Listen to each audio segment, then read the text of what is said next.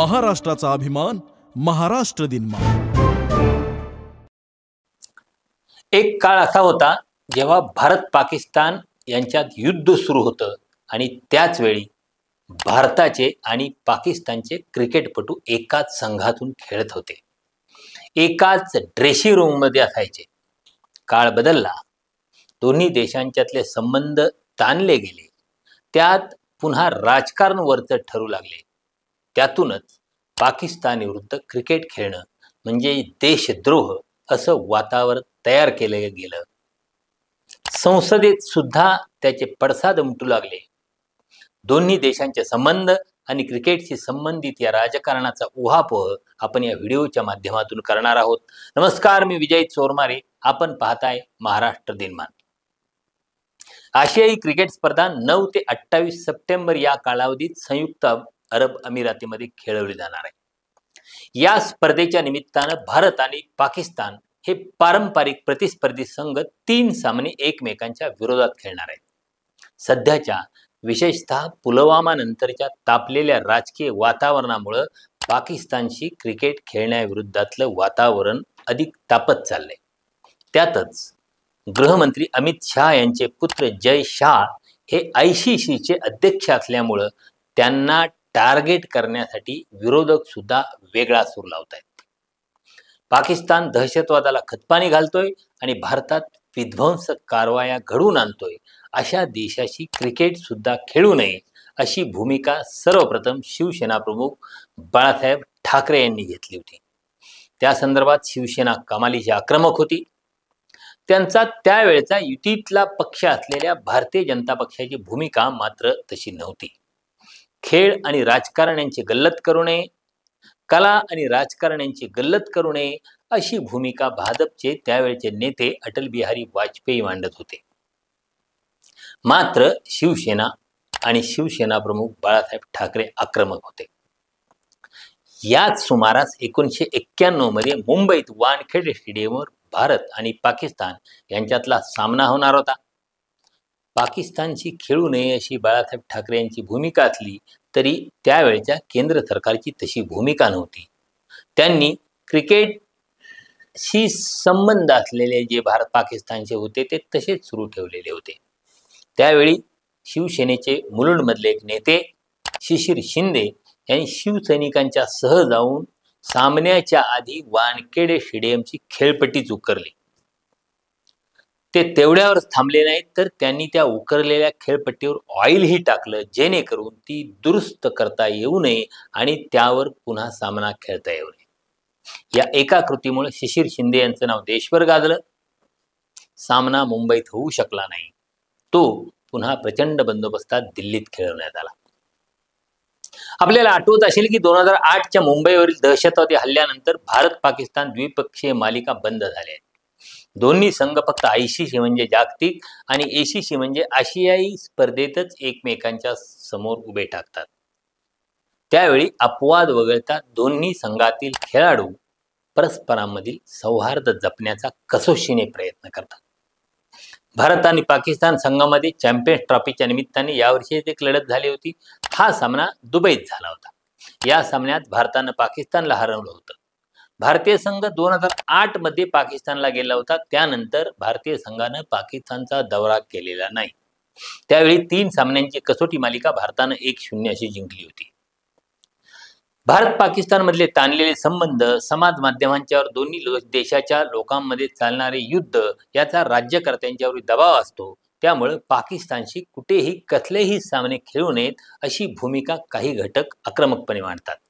लोकसभेत शिवसेना उद्धव बाळासाहेब ठाकरे या पक्षाचे खासदार अरविंद सावंत यांनीही त्या भूमिकेचा नुकताच पुनरुच्चार केलाय. आणखी काही राजकीय नेते ती भूमिका मांडतात. खेळ आणि राजकारणाची गल्लत करू नये असे म्हणणारे लोक सुद्धा आता भारताने पाकिस्तानशी खेळू नये अशी भूमिका जाहीरपणे मांडू लागली. त्यात ही पुन्हा राजकारण.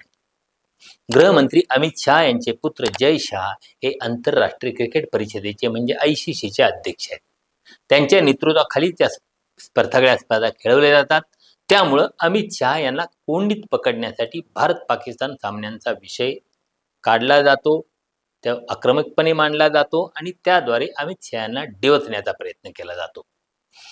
असा सगळा तणाव असताना भारत पाकिस्तानशी संबंधित काही जुने प्रसंग लक्षात घेण्याची गरज आहे.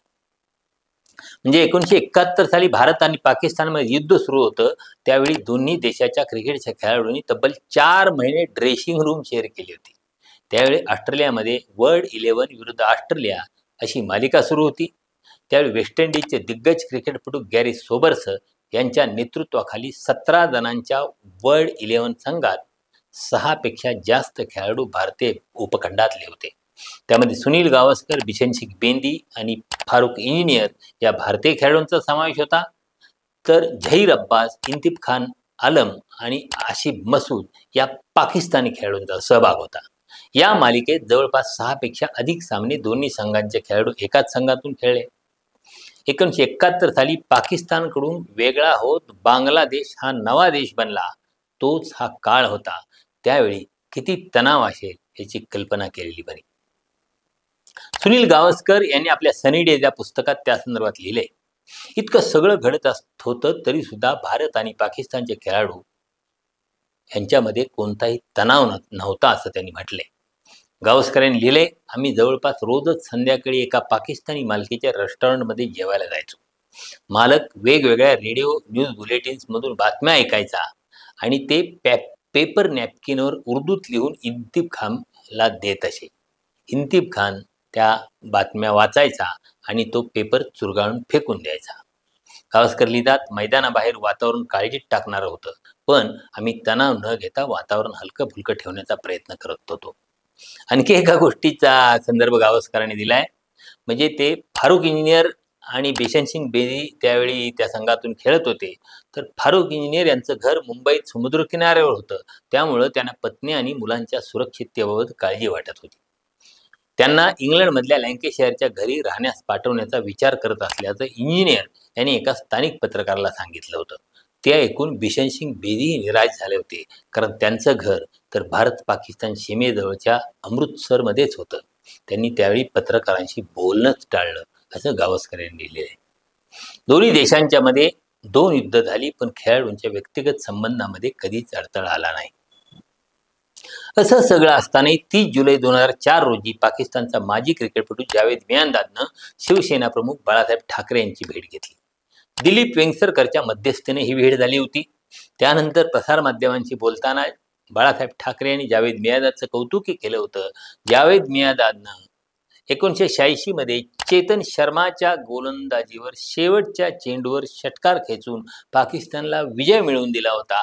तो षटकार आपण कधीही विसरू शकत नाही असं ठाकरे त्यावेळी म्हणाले होते. म्हणजे स्वातंत्र्य मिळाल्यापासूनच भारत पाकिस्तान क्रिकेटशी संबंधित काही ना काही घडत आले.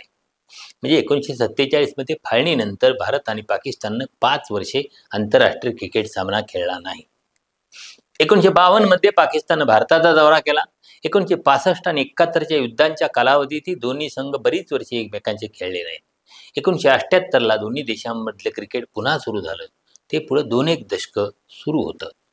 पुन्हा 90च्या दशकात भारतानं पाकिस्तानवर काश्मीरमधल्या तणावाचा आणि त्यामुळे वातावरण बिघडवत असल्याचा आरोप करत खेळण्यास नकार दिला. दोन्ही देशांमधले क्रिकेटचा संबंध पुन्हा प्रस्थापित करण्याच्या प्रयत्नांतर्गत 2004 साली भारतीय संघ पाकिस्तानला गेला. सगळं सुरळीत चाललेलं असताना नोव्हेंबर 2008 मध्ये मुंबईवर झालेल्या दहशतवादी हल्ल्यामुळे पुन्हा दोन्ही देशांच्या मधलं क्रिकेट थांबलं. पाकिस्ताननं 2012 मध्ये 5 सामन्यांच्या एकदिवसीय मालिकेसाठी भारताचा दौरा केला होता. तो एक अपवाद ठरला. त्याच्या पुढं मागं भारतानं पाकिस्तानचा किंवा पाकिस्ताननं भारताचा असा दौरा केला नाही. ही कटुता कुठवर गेली तर IPL मध्ये पाकिस्तान खेळाडूंना न खेळवण्यापर्यंत गेली. म्हणजे आशियाई चषकाच्या निमित्तानं ही दोन्ही देश UAE मध्ये परस्परांशी भिडणार आहेत. त्यानिमित्तानं पुन्हा एकदा क्रिकेटचं राजकारण ऐरणीवर आलंय. पाकिस्तानकडून दहशतवादी कारवाया थांबत नाहीत तोपर्यंत हे असंच चालणार यात शंका नाही. धन्यवाद.